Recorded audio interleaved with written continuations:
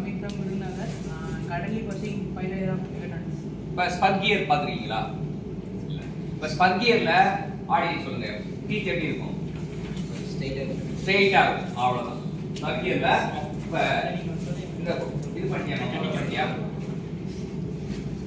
Spur கியரில் teeth வந்து spur gear அப்படின்னு சொல்லிட்டாங்கனாலே teeth வந்து ஸ்ட்ரெயிட்டாக இருக்கும்.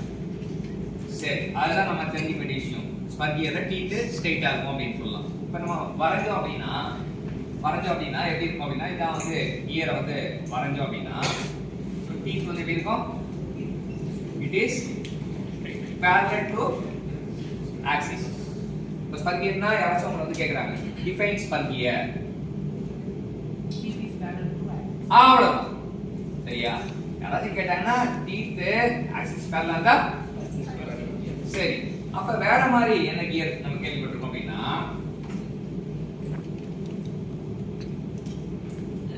டீத் எப்படி இருக்கு?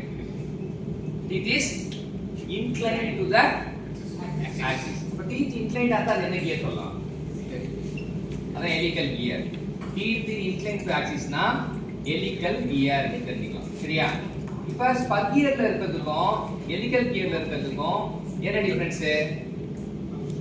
ஸ்பர் கியர்ல இப்போ ஒரு கியர் வந்து இப்போ எப்பவுமே கியர் வந்து தனியா இருக்காது, எப்படி இருக்கும்? ஆமா, ஜோடியா இருக்கும். அந்த கியரோட அட்டாச்சா இருக்கும், ஜோடியா கியர்னாலே பேரா தான். ஸோ பேரா இருக்கும்போது ரெண்டு பேரும் கான்டாக்ட்ல இருப்பாங்க. பேரா இருக்கும்போது ரெண்டு பேரும் கான்டாக்ட்ல காமிச்சிக்கலாம்.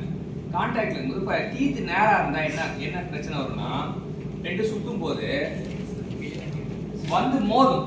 இப்போ என்ன ஆகும்னா, ஒரு பல்லு இருக்கு இல்லையா, இதுதான் ஒரு பல்லு, கியரோட மேல இருக்க கியரோட பல்லுன்னு வச்சுங்க, இது கீழே கியர், இது வந்து டப்புன்னு அடிக்கும்.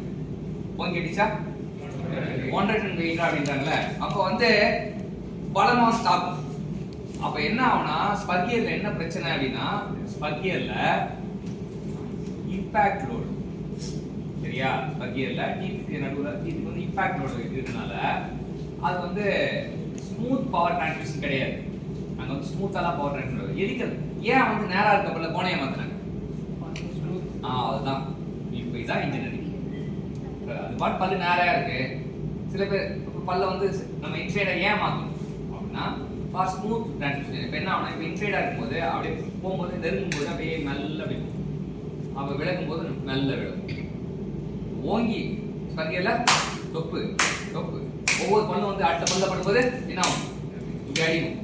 அப்ப அப்படி அடிக்கும்போதா ஹெலிகல் கியர் தான் இருக்குமா? அப்படி மேல அப்படி மேல இந்த பழைய சாங்கா வரும், பாபா பாபா பாபா ஹீரோ ஹீரோயின் அப்படி மெல்ல ஓடுவாங்க பாருங்க. அந்த அப்படியே மெல்ல வந்து தொடும்போதும் அப்ரோச் பண்ணும்போதும் அப்படி நல்ல ஸ்மூத் கான்டாக்ட், விலகி போகும்போதும் அதுதான் ஸ்பர்ல வந்து என்ன படுத்தும்? சூப்பர். இது புரிஞ்சுது. ஸ்பர் கியர்னா இப்போ எப்படி டிஃபைன் பண்ணுவீங்க? எனக்கு இல்ல, ஆடியன்ஸ்க்கு. Teeth is parallel to axis is spur gear and inclined in is வந்து அவ்வளவுதான். இப்ப கத்துக்கிட்டோம். அது மட்டும் இல்லாம செகண்ட் பாயிண்ட், அடுத்த point, for smoothening the contact with another gear, the spur gear is converted by the why the teeth is inclined in helical gear னு யாராவது கேட்டாங்கன்னா சரியா? ஸ்பர் கியர்ல என்ன நன்மை அப்படின்னு பார்த்தனா, அவன் ஸ்பர் கியர் தீமை வந்து என்னது? இம்பாக்ட் லோட், ஓங்கி அடிப்பான். யாரு smooth?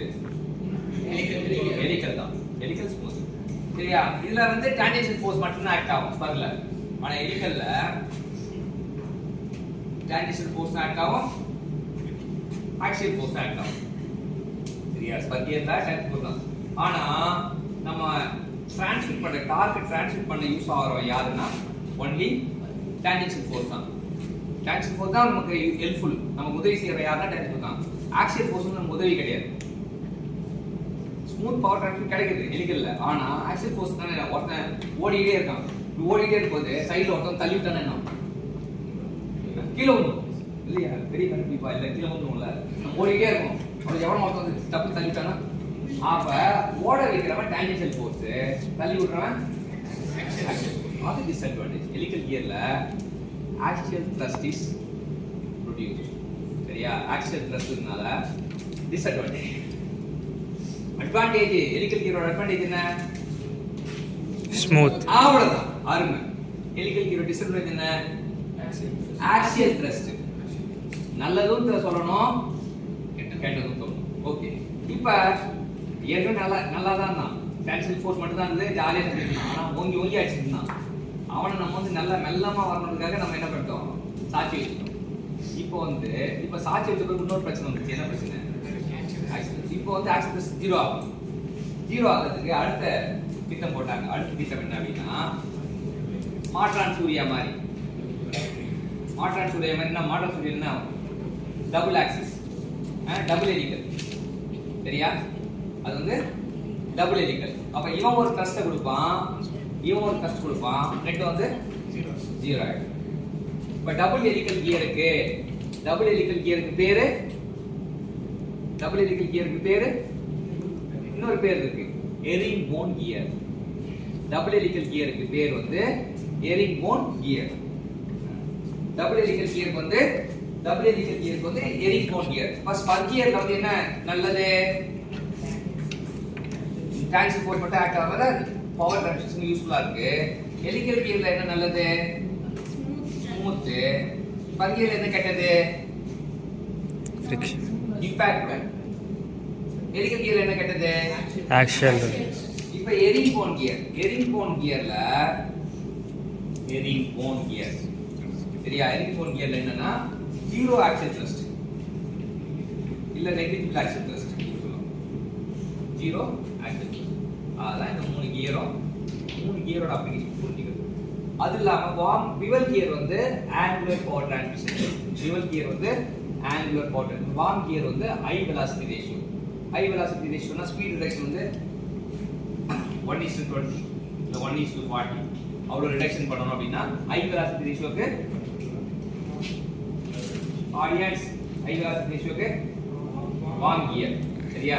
Bevel gear angular, helical gear smooth, spur gear dark. Spur gear வந்து என்ன அப்படின்னா நார்மலா வந்து அது ஒன்லி டான்சியல் ஃபோர்ஸ் மட்டும் தான் ஆக்ட் ஆகும். இப்ப parallel shaft யூஸ் பண்ணுவாங்க. ஹெலிகல் இப்ப ஸ்பர் கியரா இருக்கட்டும், ஹெலிகல் கியரா இருக்கட்டும், எரிங்போன் கியரா இருக்கட்டும், மூணுமே வந்து use for parallel power transmission. Shaft are parallelனா அதை யூஸ் பண்ணலாம். சரியா? தென் பேசிக்கா கியரை பத்தி, கியரோட அப்ளிகேஷன் நம்ம கத்துக்கிட்டோம். கியரோட அப்ளிகேஷன் கத்துக்கிட்ட கௌதமுக்கு நம்ம தேங்க்யூ சொல்றோம்.